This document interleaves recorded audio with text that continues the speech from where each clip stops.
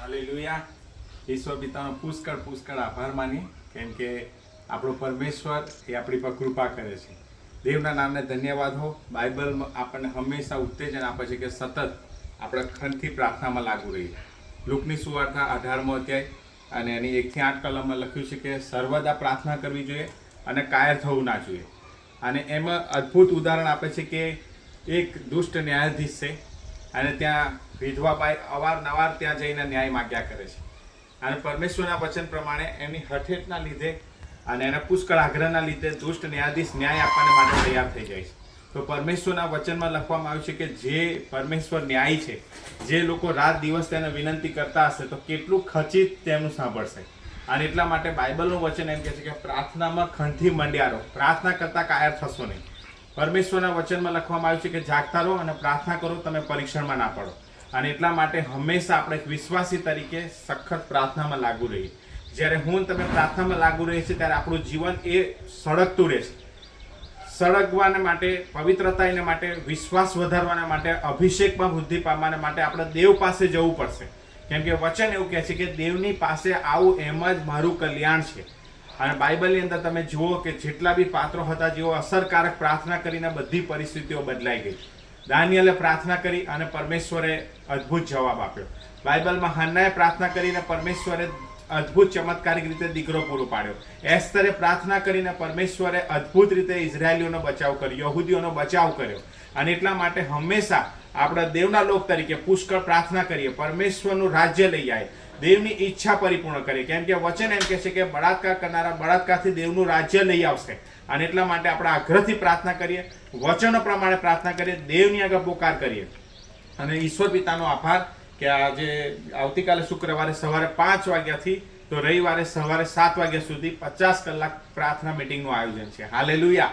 અને એટલા માટે દરેક ભાઈઓ બહેનોને નમ્ર વિનંતી છે, તમે જ્યાં કહી છો તમે આ પ્રાર્થનામાં જોડાઈ શકો છો.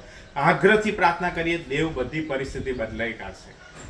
પરમેશ્વરના મહાન સુવાર્તિક બિલી ગ્રેહામ કે જે એમણે એમ કહે છે કે મારી સફળતાનું રહસ્ય પુષ્કળ નાશમાં જતા આત્માઓને બચાયા. અને એવું કહે છે કે મારી સફળતાનું રહસ્ય એ પહેલું છે પ્રાર્થના. બીજી બાબત પણ એમણે એમ કીધું, બીજું સફળતાનું રહસ્ય તે કહે છે પ્રાર્થના. અને ત્રીજી બાબત પણ એમ કહે છે પ્રાર્થના. હાલેલુયા. અને એટલા માટે સખત પ્રાર્થના પ્રાર્થના પ્રાર્થના. પરમેશ્વર ઈસુ પોતે રાતે રાત પ્રાર્થનામાં સમય ગાળ્યો. એ દેવ હતા, એ ઈસુ હતા, છતાં બી પરમેશ્વરનું વચન એમ કે છે બાપ્તિસ્મા પામ્યા પછી પ્રાર્થના કરી, પવિત્ર આત્મા ઉતરી આવ્યો. દેવના રાજ્યને, આકાશને ખોલવાને માટે ઈસુ પોતે પુષ્કળ પ્રાર્થનામાં સમય ગાળ્યો.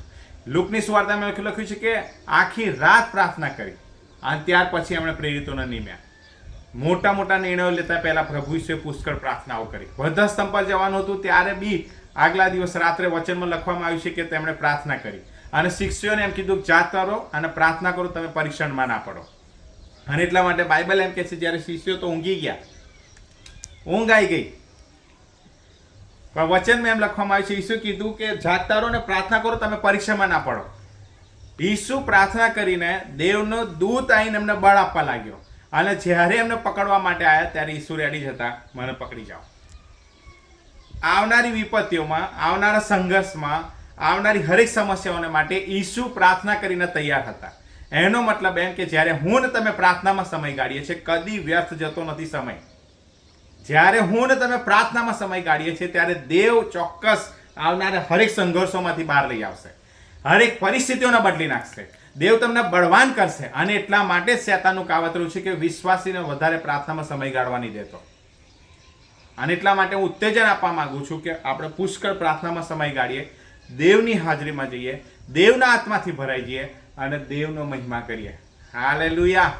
અને એટલા માટે તમે પ્રાર્થનામાં જોડાઈ શકો છો, તમે પુષ્કળ આશીર્વાદ થશો, નાશમાં જતા આત્માઓ બચી જશે, દેવની ઈચ્છા પૂરી થશે, દેવનું રાજ્ય આવશે. અને ફરી ઉત્તેજન આપવા માંગુ છું, પ્રાર્થના એ તમને સળગાવશે, પ્રાર્થના પવિત્રતા લઈ આવશે, પ્રાર્થના વિશ્વાસ લઈ આવશે, પ્રાર્થના ઊંઘના આળસ દૂર કરશે તમારામાંથી, અને પ્રાર્થના તમને દેવ જેવા બનાવશે.